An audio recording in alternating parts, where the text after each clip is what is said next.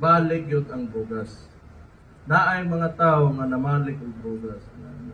It's not because wala na to gibuhat atong trabaho, but we cannot simply close our borders dire aning Davao. Kaya kung napatay border control dire, okay raman. I think PDEA just released kung unsa ka makalang sa border, I think we're extraordinarily high compared sa mga ubang lugar. So, everything is okay. Supply is scarce. Ang problema, ang kanang sabo, dali ra kay na itago, mupalit sila sa gawas, o asa na nila kwaon, masuksok, masuod nila dire. So, anay. Problema ta diha. Davao man eh. No? Pag kana kanistorya ha, hardline yun ta diha. Dili yun ta mo sugot, ana. Dili yun ta mo allow. Balik-balik naman siya. Kabulo ko sumol na kayo ni paminawon. Balik-balik naman eh. Pero, di kita mo allow. May mga bata, inosente, mga teenager, o mga pamilya, masudlan anang butanga, mga guba ang utok, madaot, onya. So, I hereby declare a campaign that this city is at war against drugs. Buot pasabot ana, pasinsahay ta. Tagaan ta mong oras, muhawa mo dire, kabaligya mo droga. If you are selling drugs sa mga bata, sa mga breadwinner sa pamilya, o bisag kinsa pa diha, hawa na karon.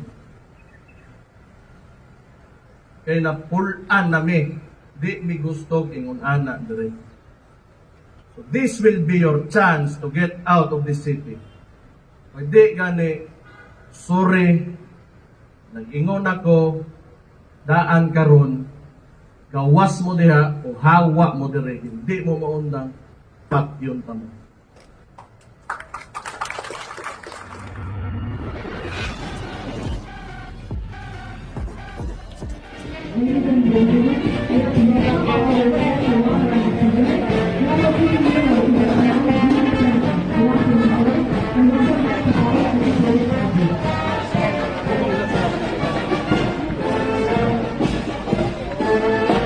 Supportive and dynamic City Mayor of Davao City, Mayor Sebastian C. Duterte.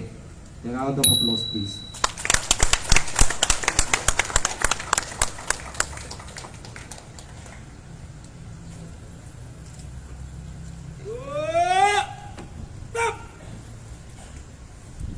Please sit down. Thank you.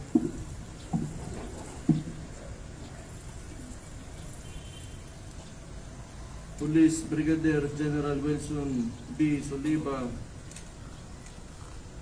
outgoing City Director Police Colonel Alberto Panyalupas, incoming City Director Police Colonel Richard P. Patang, Police Lieutenant Colonel J.G. Clamor, Police Colonel Gilbert C. Ilagan, Councilor Luna Acosta, Mr. Angel Sumagaysay, Colonel Darren Comea, fellow workers in government, o sa tuan tanan dere, may hapon sa inyohan tanan.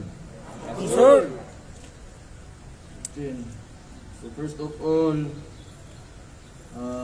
dako kong pasalamat sa Police Colonel Lupas. Thank you kaayo sa tanan nimong trabaho o tanan nimong sakripisyo para sa atong mga pinalanggang Davaoenyo. Salamat gid kaayo.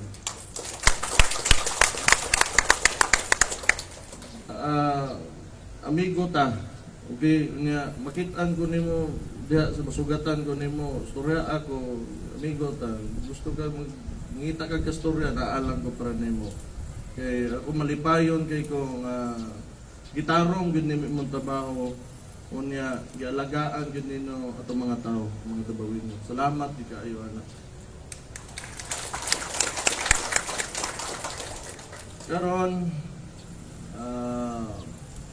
so ingon ani, nagsugod ako ang termino nga kasagaran sa kong oras, gihatag nako sa mga rural areas nato diri sa Davao. Suroy ko, because I was worried of the problem of insurgency. No, kana mga NPA or other terrorist organizations nga nagag-cause og samok sa itong mga rural areas. So mo na kay layo man gud sila kay nanglan mo giuna to nako kay basigon niya na declare na ta nga insurgency free mobalik ng problemaha. So mo nang isa sa ko ang mga pinaka ginakahadlokan because these groups manggod are terrorists and they will do anything to harm people to get what they want. So mo na suroy ko sa bukid, Pakibato, Marilog. Kanya dito po, mga tao medyo usahay gutom. Yan natay nagka-abaka crisis ta, wala nila gipang palit ng mga abaka dito sa mga lumad, mga natibo dito. Wala na sila mapalit pagkaon. So, problema po, so, sige kong atiman dito. But it's getting better naman po. Okay naman. Kunya so far, ang ato ang mga tao dito, hindi naman gitpot sila kuno ganahan mo balik o mutuo dito speakas. So maayo ang ato ang ilahang tan-aw sa gobyerno karon. Nalipay sila nga makabati gid sila gobyerno dito. So karon pag human ana mga late last year and antodron around November, December, antodron. So medyo nag-shift akong focus, but still I still go to the rurals. There is urban areas na to. Ang problema, nastorya na ko mga kapitan, nastorya na ko mga kagawad, nangutan na ko, wala may infrastructure problem. Di man na pagbukin, wala pa'y tulay, wala pa'y dalan. Ang observation yun nila, nimbalik yun ang drugas. Naay mga tao nga namalik ang drugas. It's not because wala na to gibuhat atong trabaho, but you know, we cannot simply close our borders diri aning Davao. Kay kung napatay border control diri, okay raman. I think PDEA just released kung unsa ka mahal ang sabo diri. I think we're extraordinarily high compared sa mga ubang lugar. So everything is okay. Supply is scarce. Ang problema, ang kanang sabo dali ra kay na itago, mopalit sila sa gawas o asa man na nila kwaon, masuksok masuod nila diri. So ano? Problema ta diha. Davao man no? Pag kana gani istorya ka, hardline gyud ta diha. Dili gyud ta mosugot ana. Dili gyud ta mo allow. Balik-balik naman ni sa. Kabalo ko sumol na kay ni paminawon. Balik-balik naman ni. No. Di kita mo allow na yung mga bata, inosente, mga teenager or mga pamilya masudlan anang butanga, mga guba ang utok, madaot, onya. So, I hereby declare a campaign that this city is at war against drugs. Buot pasabot ana, pasensya kay ta. Tagaan ta mog oras, muhawa mo dire, gabaligya mo droga. If you are selling drugs sa mga bata, sa mga breadwinner sa pamilya, o bisag kinsa pa diha, hawa na karon. Kay na pulan nami, di mi gustog ingon ana dire. So this will be your chance to get out of this city. Pwede gani, sorry, nag-ingon ako, daan karon, gawas mo diha o hawa mo dire, hindi mo maundang patyon ta mo.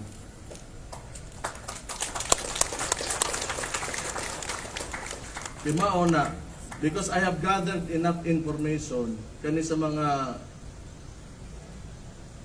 densely populated barangays na to, and I have the data. Undang mo, di gani, ko'y mahimo para ninyo. Wala tay makayay, basta kay giingnan na mo, hawa mo dire, ayaw mo ko ano.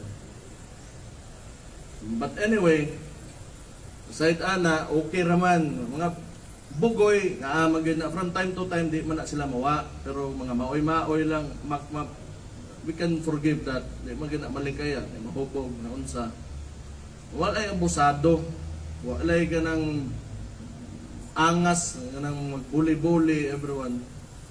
Okay na na. Labi na kung kita nasa serbisyo, politiko, police, sundalo, best behavior kita while out on the public, nata sa publiko. Kaya kita mo ehemplo sa mga tao, magtanaw na sila nato, nga mo ilang sundon. Kung makita nila nga abusado, walay batasan ang ilang mga tao sa gobyerno, they will think na it's okay po to behave in that way. So mo lang nagtiman-an nato. Unsa pa ba?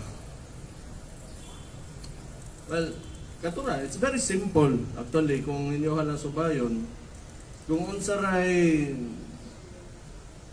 sakto, kung ang tao nasa tama, maayo ang ginabuhat sa usa ka tawo, suportahin ninyo. Suportahin ninyo, tabangin ninyo, and you look out, as you know, as government workers, you look out for your constituents. Ang mga tao nga mga sakop ninyo. Look out for them. Ang welfare nila, asa sila naglisod, napabanay gikaon. Mga na, simple kayo ng mga butang, okay ba mo paminaw, na ba kay problema. Pero pag abot gani sa krimen o tinarantado, katarantaduhan, kahinanglan, brutal yun mo diya. You know why? Overpopulated, it's really hard to manage sa ingani ka dakong populasyon, sa ingani ka centralized na to karon diri sa Davao. Like everybody, almost everybody is here.